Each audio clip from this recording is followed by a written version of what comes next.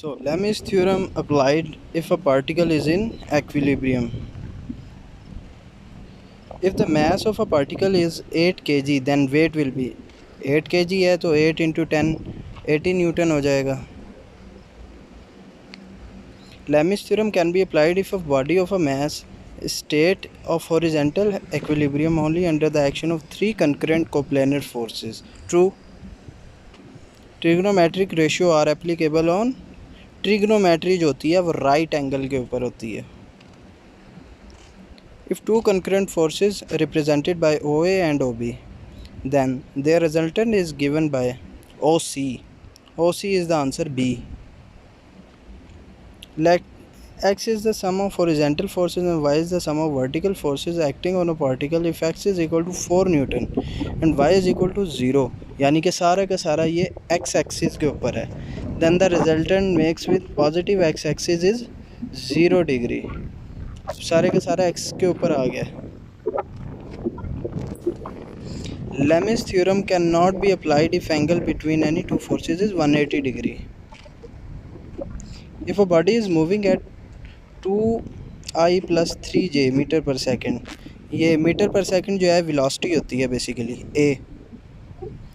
Greatest resultant of forces 3 newton and 5 newton is, greatest resultant जो होगा हमारे पास ये 8 न्यूटन आ जाएगा.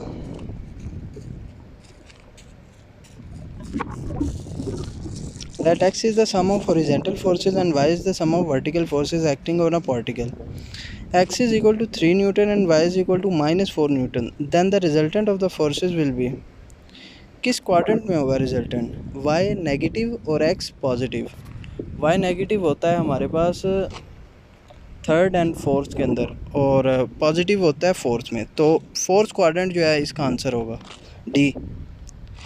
If a particle is in equilibrium under the action of coplanar forces, the sum of horizontal forces is, equilibrium में 0.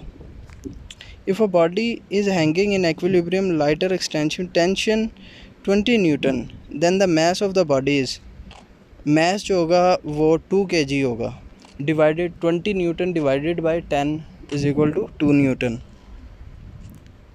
A body is hanging in equilibrium by the light extension. A mass of a body is doubled. mass अगर double कर दिया जाए तो tension भी double हो जाएगी. 5 Newton की फोर्स है, एक्विलिब्रियम में है, तो उस पर टेंशन कितनी होगी? तो वो भी 5 न्यूटन ही होगी. Tension is equal to weight, weight उसका 5 न्यूटन है तो टेंशन भी उसकी 5 न्यूटन होगी. Dash is used in Lami's theorem, trigonometry use होती है. A body of mass 20 kg is placed on inclined plane, lies in 60 degree angle. 60 degree angle के साथ अगर बॉडी जो है ना पड़ी है 20 kg मैस के इंक्लाइन के ऊपर, यानी कि 20 into cos of 60, cos of 60 0.5, then answer will be 10. Let X be the sum of horizontal forces and Y be the sum of vertical forces acting on a particle. If X is equal to 0 Newton and Y is equal to minus 5 Newton, then the angle made by the horizontal with positive X axis is Y minus 5 और X जो है हमारे पास वो 0 है, Y minus हमारे पास down side पे होगा और X 0, ये एंगल हमारे पास 270 डिग्री हो जाएगा, बल्कि 270 नहीं 90 ही हो जाएगा. अगर हम इसको डाउनवर्ड साइड से देखें तो ये 90 होगा, ये 90 एंगल है B. For lambda mu theorem to be satisfied forces should be, lambda mu theorem के अंदर कोप्लेनर फोर्सेस होनी चाहिए. Law of cosines is applicable on acute angle. Acute angle ऐसा एंगल जिसमें कोई भी एंगल 90 डिग्री ना हो. अकॉर्डिंग टू लैमिस थ्योरम, ये सी ऑप्शन इसका जो है ना वो करेक्ट है, ये डेफिनेशन लिखी हुई है basically. If the X is the sum of horizontal forces and Y is the sum of vertical forces acting on a particle, if X is equal to 0 and Y is equal to 3 Newton, then the angle made by the resultant positive X axis, Y is equal to 3 and X is equal to 0. X बिल्कुल भी नहीं है, सारा का सारा vertical के ऊपर है और 90 डिग्री का एंगल बना रहा है ये 90 के साथ, इसके X एक्सिस के साथ. If the resultant forces act along the y is equal to x, y is equal to x हो गया, इसका मतलब है कि स्ट्रेट लाइन जा रही है। कहाँ से जा रही है? ज़ीरो ओरिजिन से शुरू होकर 45 डिग्री के साथ ये स्ट्रेट लाइन जा रही है। 45 एंगल होगा इसका एक्स एक्सिस के साथ। इन लैम्डा म्यू थ्योरम, ये हमारे पास क्वेश्चन ये फुल है। OC is equal to 1/7R, then C divides AB is in the ratio 1:7. If a body is in equilibrium under the action of coplanar forces, the upward force are tripled, then the keep the body in equilibrium downward forces need to be tripled हो गई upward forces, तो downward forces भी हम triple करेंगे तो equilibrium में होगा, otherwise या अप साइड पे चला जाएगा या डाउन साइड पे आ जाएगा। In Lami's theorem, forces are proportional. Greatest resolution of the force resultant of the forces P and Q, possible angle between the two forces is 0 degree. 0 degree के ऊपर हमारी maximum होगी और 180 डिग्री के ऊपर minimum होगी। If the body of the horizontal forces equilibrium and action direction of the body in the horizontal equilibrium under the action of coplanar forces, then the resultant of the direction horizontal axis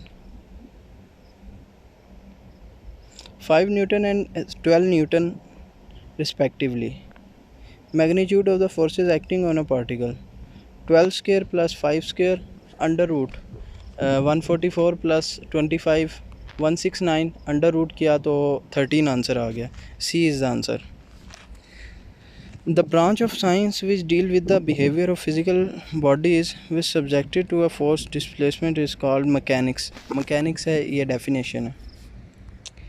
If a body is moving 2 meter per second, then 2 meter per second is the velocity. Lami's theorem cannot be applied if angle between any two forces is 180 degree. Let x be the sum of horizontal forces and y be the sum of vertical forces. X is equal to 0, y is equal to -5. Then the angle between them 90 degree. ये 90 और 270 में थोड़ी सी है confusion. 270 भी हम ले सकते हैं, 90 भी, ये 90 आप लगा लें तो बेस्ट है। If a body doesn't change its position with respect to its surrounding, then it is said to be state of doesn't change rest. इसका आंसर मेरे पास जो है 270 है। इसका आंसर 90 नहीं है, इसका 270 है क्योंकि -5 है, ये डाउनवर्ड साइड पे है। 270 degree answer. Lami's theorem forces are proportional to the angle. Law of sine is applicable on sine जो है, साइन और कोसाइन लॉ एक्यूट एंगल के ऊपर एप्लीकेबल होता है जिसमें कोई भी एंगल 90 ना हो। A body is held to be in equilibrium by the two parallel strings. Tension of each string is 50 Newton. What will be the mass of body? 5 kg. Lami's theorem can be applied if the body in the state of horizontal equilibrium only under the action of 3 concurrent coplanar forces. Right? If a body is placed on horizon 100 Newton की contact force है, then the mass of a body 100 है divided by 10, simple, 10 will be the answer, B. If a mass of particle is 8 kg, then the weight will be 8 kg है तो 80 Newton होगा। The property of matter resists change in the motion is called inertia. If a force of 10 Newton acts at an angle of 30 degree with the horizontal, then the vertical component of a force is 5. If a body of weight 5 Newton is hanging in equilibrium by the light extension string, then the tension in the string is, tension जो होगी वो 5 × 10 कर लेंगे हम तो 50 Newton हो जाएगी। ये हमारे पास x और y जो हैं वो फोर्सेस एक्ट कर रही हैं। y का मैग्नीट्यूड 0 हो जाए तो रिज़ल्टेंट हमारे पास होगा x एक्सिस, क्योंकि y 0 हो गया तो ओवरऑल जो x एक्सिस की वैल्यू होगी वही हमारा रिज़ल्टेंट होगा। Speed is the magnitude of velocity. Velocity जो बेसिकली होती है, स्पीड उसका मैग्नीट्यूड होती है और डायरेक्शन होती है साथ में। हम डायरेक्शन निकाल देते हैं तो स्पीड जो है वो मैग्नीट्यूड उसका रह जाएगा velocity. x with the sum of y is x is equal to 0, y is equal to 3 Newton. Then the resultant जो होगा पॉजिटिव x एक्सिस के साथ ये 90 डिग्री होगा. If the body is in horizontal equilibrium under the action of coplanar forces, then the resultant of a forces acts is direction of horizontal axis. If a body is moving at 2 meter per second, then 2 meter per second will be velocity. If a resultant acting on a particle is 3I plus 4J Newton, what will the additional single must be applied on the make the particle is in equilibrium? ये -3I -4J अगर हम करेंगे तो इसके अंदर add करेंगे तो ये ज़ीरो हो जाएगा. इट मीन एक्विलिब्रियम में आ जाएगा. Horizontal forces is equal to and vertical forces left and right forces is equal to zero.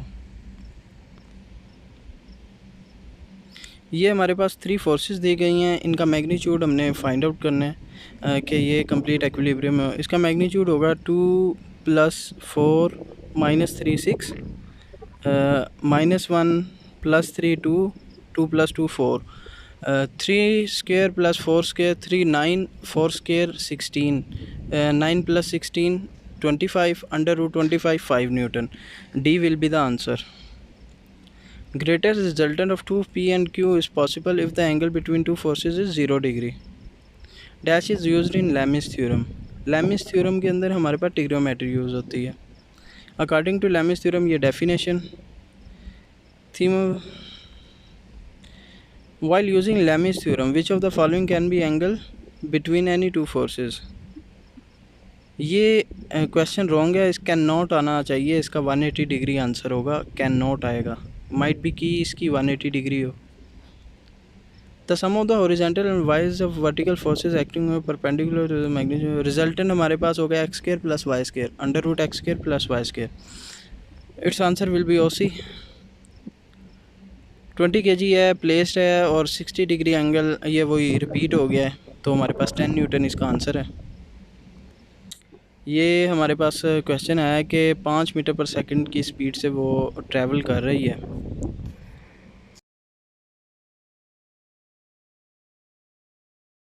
तो इसका आंसर हमारे पास not possible for velocity in particle.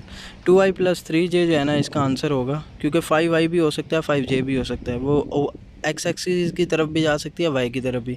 वो x और y दोनों के दरमियान भी जा सकती है. अगर हम इसका मैग्नीट्यूड ले लें 3² + 4² अंडर रूट कर लें तो 5 न्यूटन आ जाएगा. लेकिन हम 2² + 3² करें तो आंसर विल बी 9 √13 जो कि 5 के इक्वल नहीं है. इसलिए डी इसका आंसर है. Lami's theorem cannot be applicable if a body is in state of vertical equilibrium only under the action of 3 concurrent coplanar forces. 2. Let x be the sum of horizontal forces and y be the sum of vertical forces acting on a particle. If x is negative, y is positive. x negative हमारे पास ये second quadrant आ जाएगा. Second quadrant. Okay, thank you. अल्लाह हाफिज़.